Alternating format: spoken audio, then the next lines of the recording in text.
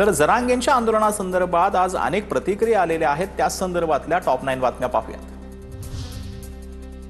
मुख्यमंत्र्यांचे ओएसडी राजेंद्र साबळे यांनी घेतली मनोज जरांगेंची भेट। आंदोलनाच्या मार्गाबाबत जरांगेंची चर्चा केली। आझाद मैदानावर जाण्यासाठी कोणताही एक रस्ता द्या, जरांगेंची भूमिका। कालच सांगितलं होतं जरांगे मुंबईत येणार नाही, मुंबईत कायदा चालतो, जरांगे नाही। जरांगेंनी आता काही केलं तरी थेट बेड्या आणि जेल। गुणरत्न सदावर्तेंचा मनोज जरांगेंवर निशाण।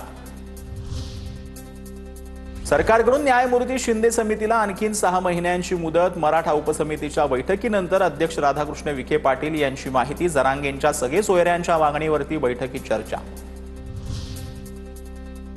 पापाड्या आमदारानं राजीनामा देऊन जरांगेंच्या आंदोलनात सहभागी व्हावं, लक्ष्मण हाकेंचं आमदार विजयसिंह पंडित यांना आव्हान। जरांगेंचं आंदोलन फक्त फडणवीसांना टार्गेट करण्यासाठी, मराठा समाजाला फडणवीसांनी खूप काही दिलं, जयकुमार गोरेंची प्रतिक्रिया।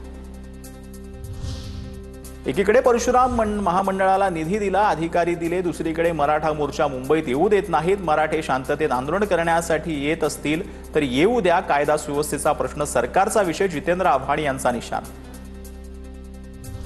मनोज जरांगेंच्या मराठा आंदोलनाबाबत कुठलंही वक्तव्य करू नका, जरांगेंचा विषय सरकार आपल्या पद्धतीने हाताळेल, त्यावर बोलून टीकेचे धनी होऊ नका।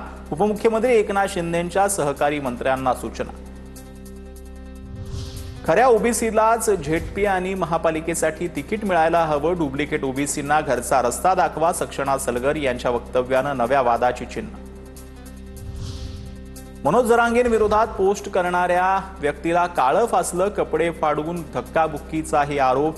विदुर लाकडे असं व्यक्तीचं नाव। जालन्यातील घटना सोशल मीडियावर व्हायरल।